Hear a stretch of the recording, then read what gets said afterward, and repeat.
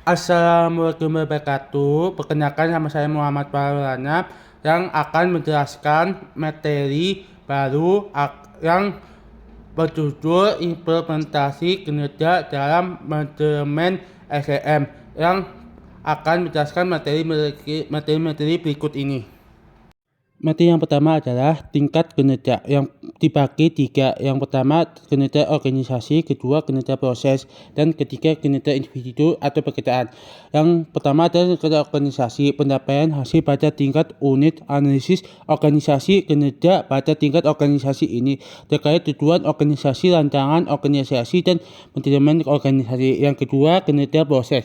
Kinerja pada proses tahapan dalam menghasilkan produk atau pelayanan ini dipenuhi tujuan proses, rancangan proses, dan manajemen proses.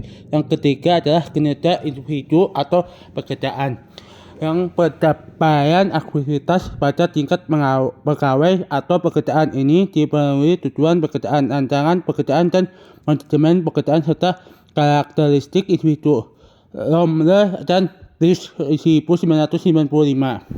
Materi yang kedua adalah garis besar kategori arti kinerja. Yang pertama, Penajin 2001 143, kinerja merupakan catatan hasil yang dihasilkan atas fungsi atau aktivitas selama periode waktu tertentu. Kinerja sebagai hasil, bukan karakter, sifat, dan perilaku. Yang kedua, Lidat 2003. Kinerja sebagai hasil juga terkait dengan produktivitas dan aktivitas produktivitas merupakan hubungan antara jumlah barang dan jasa yang dihasilkan dengan jumlah tenaga kerja, modal, dan sumber daya yang digunakan dalam produksi itu. Kinerja produk pengertian sebagai perilaku merupakan seperangkat perilaku yang relevan dengan tujuan organisasi atau unit organisasi tempat orang bekerja. Kinerja merupakan sinonim dengan perilaku. Kinerja adalah sesuatu yang secara aktual orang kerjakan dan dapat observasi. Kinerja berlaku tindakan-tindakan dan perilaku yang relevan dengan tujuan organisasi. Kinerja bukan konsekuensi dan hasil tindakan, tetapi tindakan itu sendiri. Yang berikutnya kinerja problematika dalam manajemen pengetahuan.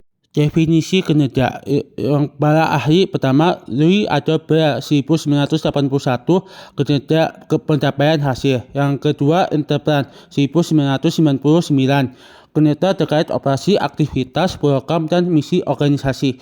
Yang ketiga Moby dan Cleveland 1995 kinerja kualitas perilaku yang berorientasi pada tugas pekerjaan. Yang keempat, Stoner 1978. Fungsi dari motivasi, kecakapan, dan persepsi peranan. Yang kelima adalah Bernardin dan Russell 1993. Berdasarkan hasil-hasil yang diperoleh dari fungsi-fungsi pekerjaan atau kegiatan tertentu selama kurun waktu tertentu. Yang keenam adalah Handoko. Proses di mana organisasi berevaluasi, menilai, mentasi kerja karyawan. Yang terakhir Gibson 1990.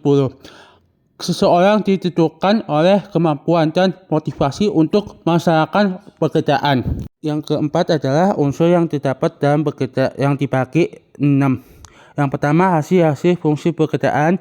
Yang kedua faktor-faktor yang mempengaruhi terhadap prestasi dan kerja pegawai. Ketiga mencapai tujuan organisasi. Keempat periode waktu tertentu. Kelima tidak melanggar hukum. Dan keenam sesuai dengan moral dan etika.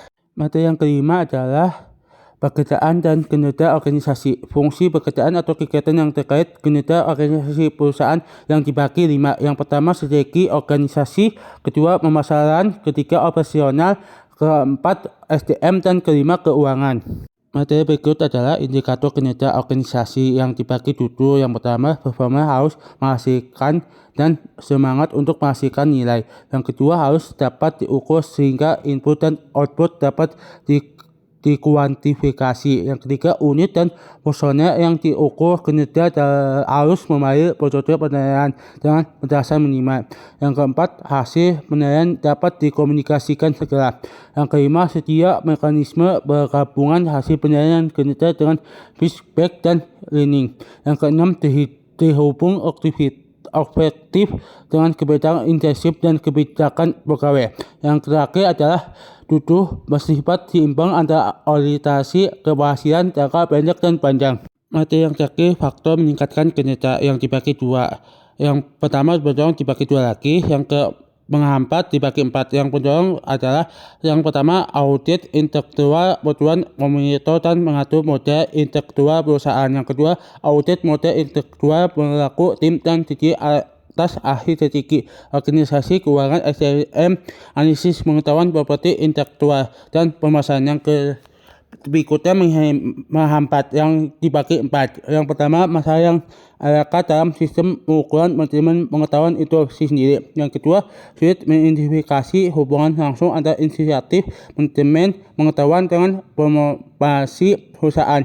Yang ketiga manajemen biasanya meminta indikator kasat mata seperti dampak terhadap promosi keuangan dan operasional lainnya. Yang keempat semakin beragam dan kompleksnya stakeholder atau pihak kepentingan terhadap administrasi perusahaan.